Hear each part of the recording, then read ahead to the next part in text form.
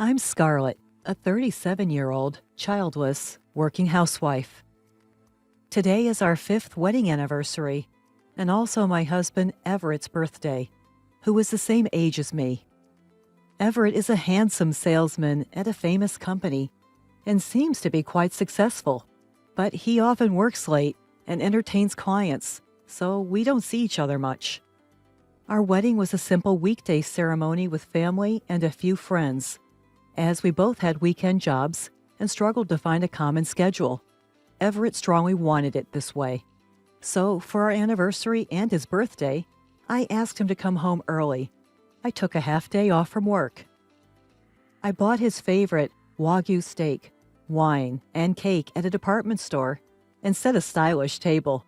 I waited for Everett to come home. However, despite my insistence on coming home early, he didn't return. I received a single email saying he had urgent work and would stay at the office. Disappointed, but understanding it was work, I cleaned up the dinner and went to bed, feeling a little doubtful since he had said he wasn't that busy. The next morning, I went to work as usual, and my messages to his phone went unread. No response to my calls either.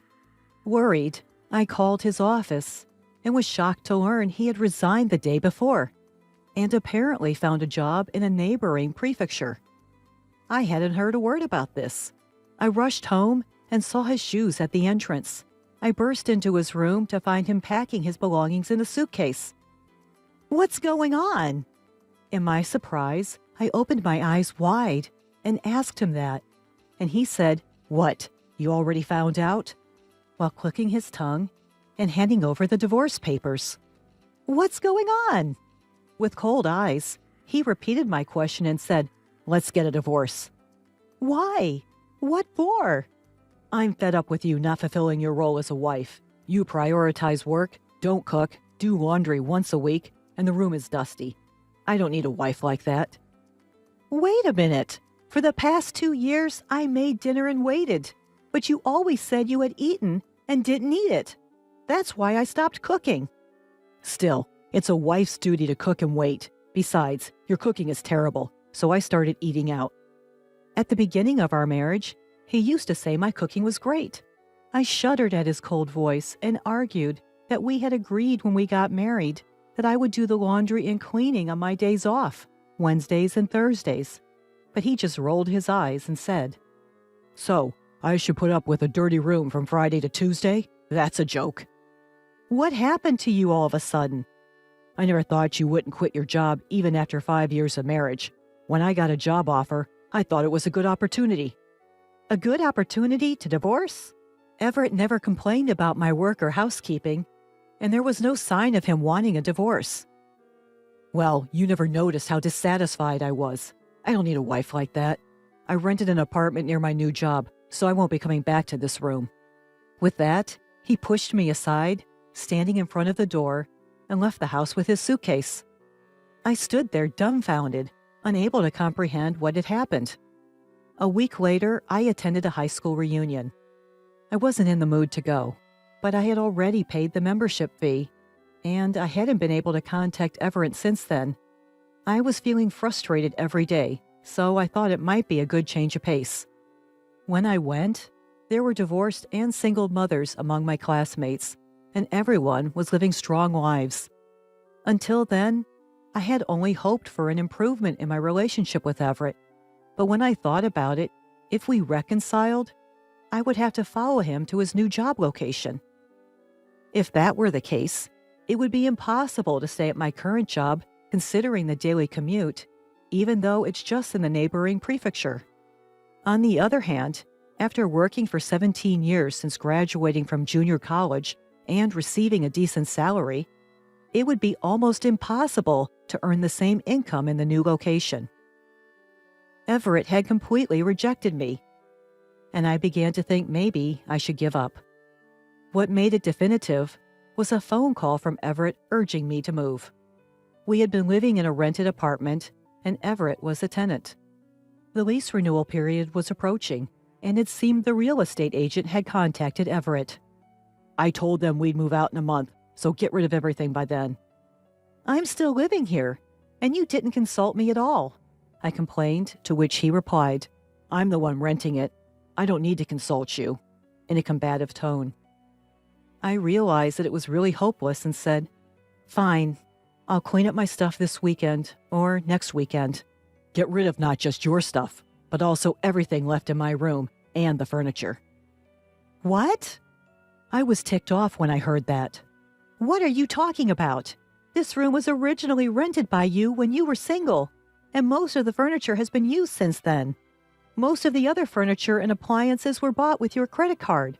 I'll dispose of the furniture and appliances I mainly used, but naturally, you're responsible for disposing of the rest and covering the disposal costs." When I replied, he hung up. What a stingy man, taking only his precious belongings and leaving all the cleanup to me. This made me determined to divorce him. Over the weekend, I sorted out the closet, reminiscing about the happy times we'd had since we got married. There were many things belonging to both me and Everett. Among them, I found his high school graduation album.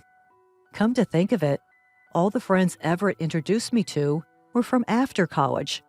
I absent-mindedly flipped through his graduation album. That's when I noticed something unexpected. I submitted the divorce papers and reported it to Everett by email. A week later, in the evening, I received a reply from Everett with a picture, which was a marriage registration form for him and a woman. I was astonished and stared at it when he called me. "Did you see it? What does this mean?" "It's exactly what it looks like. I just had a wedding ceremony and remarried that woman." "You're kidding." "She's super beautiful, rich, and has a great personality. She asked me to marry her as soon as we divorced. This is proof. Isn't it amazing?" "So you were cheating on me while we were married?" "I'm popular, unlike you, who only has your job going for you. Oh, by the way, her father built us a house on their property, and I transferred to her hometown with his help. It's a mid-sized company, but I'm an executive." Everett must have really wanted to brag about remarrying his rich affair partner, but as he nonchalantly answered, a strong anger rose within me. He said there was a problem with me and divorced me, but it was actually to remarry his affair partner. He said they had been dating for over 2 years. They met at a pub with his coworkers, and she was one of 4 women sitting at the next table. Apparently, when Everett spilled his drink on his clothes, she wiped it off, and that's how they started talking. "Man, she's the same age as you and me, but she's super beautiful and looks like she's 10 years younger. She quickly wiped my clothes with a pretty handkerchief." According to Everett, when he took her to a restaurant to thank her, he learned she was a landowner's daughter. She had an arranged marriage at her parents' suggestion, but was troubled by her husband's infidelity. After saying, "I need to fix my bad parts, she's totally different from you," I was instantly attracted to her, he said, and then aggressively pursued her. She started dating Everett without divorcing her husband. Isn't it normal to question the woman who dates 2 men while trying to be devoted to her husband? But Everett, blinded by love, didn't notice. "A woman who doesn't support her man is no good. You prioritize work and don't care about your husband. You're not right for me." "Huh? You can't stand on your own, so you want me to support you?" I couldn't help but yell at him, and Everett seemed annoyed as well, saying, I'm so glad I'm finally free from a woman like you. Stella is the best after all." "Stella? Is that her name?" "Yeah, it's written with the characters for double and flower, like the double cherry blossoms. She was born when the double cherry blossoms were in full bloom. Her parents have a great naming sense. They are true celebrities." As I listened to Everett's voice, enchanted with her unique name, I remembered something. "Did you really marry such a wonderful woman? You're not lying?"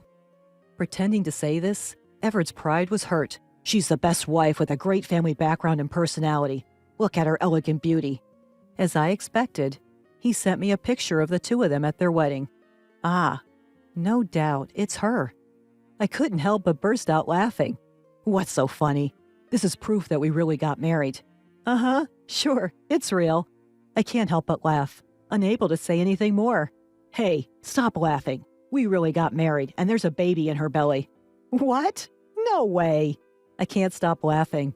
I get it. Losing me must have made you go crazy. Everett interprets my laughter in a way that benefits him and says dreamily, in 3 months, we'll have a baby girl. She'll definitely be as beautiful as Stella. Well, even if she looks like you instead, she'll still be beautiful. Everett has a sweet, idol-like handsome face. For some reason, he gets a little flustered and says, no, she doesn't need to look like me. Hearing that, I burst out laughing again. Everett says, go crazy on your own, goodbye, and hangs up the phone. Eventually, he'll find out why I was laughing. I can't wait for that day. Afterward, we had some disputes over alimony and property division, but I managed to get millions of dollars from Everett through a lawyer. Everett agreed to pay alimony for his share, not wanting to cause her emotional distress during her pregnancy. 2 years passed without any contact, and then I finally received a heartbreaking email. Please, Scarlett, I beg you, please listen to me. Reluctantly, I answered the phone call that came right after the email. As expected, it was about the child born between him and Stella. Well, kids tend to look like their parents, right? Of course. Who else would they look like? Yeah. Apparently, the baby girl doesn't look like the beautiful Stella at all. I tried saying, she's only 2 years old, right? She'll change a lot as she grows. But he couldn't be convinced, thinking it's strange that there's no resemblance at all. Well, I guess that makes sense. When I asked, holding back laughter, doesn't baby look like you? He suddenly panicked and said loudly, no, she doesn't, but it's okay. It's okay that she doesn't look like me. He secretly did a DNA test to check for Stella's infidelity, but the results confirmed that both Everett and Stella were undoubtedly the child's parents. So there's no doubt that she's your child. Everett wouldn't let the conversation end there. Hey, when I told you 2 years ago that Stella was pregnant, you laughed a lot. Do you know something? Wow, he remembered that. Well, yeah. Actually, Stella and I went to the same high school and were in the same grade. We were never in the same class during those 3 years, so I didn't know much about her, but I remember her being the daughter of a landlord and having a haughty, bad personality. At a class reunion about 2 years ago, the topic of Stella and her plastic surgery came up. Stella, with her single eyelids, small eyes, button nose, and slight overbite, was self-conscious about her looks and apparently underwent several procedures at a famous cosmetic surgery clinic in New York after high school. She didn't attend the reunion, so I couldn't see her face, but a friend later sent me before and after pictures of her. American cosmetic surgery is amazing. When I told Everett about this, he didn't believe me at first, but then realized that he'd never seen any childhood or graduation album photos of her. Was I deceived? Damn it! Stella acted all meek while we were dating, but it turns out she cheated on me multiple times and got divorced. She's been sued for alimony by several of her ex-husband's wives. I'm going to confront her. Maybe you shouldn't. Huh? Why not? Well, the child doesn't look like you either, right? Usually, girls are said to resemble their fathers. When I said that, Everett was at a loss for words. She can't look like you. You've had plastic surgery too. How did you? When I moved out of the apartment we lived in 2 years ago, I found your high school graduation album. You looked like a completely different person, so I was shocked. After seeing that album, I understood why he never introduced me to his college friends, insisted on having a modest wedding, and only invited a few colleagues from work. Everett probably had plastic surgery while he was in college and was afraid of being exposed by his friends at the time. I don't think there's anything wrong with plastic surgery, but you have to consider that your child might look like your original face. What should I do? What do you mean, what should you do? Just be a normal father. The results showed that the child is definitely yours.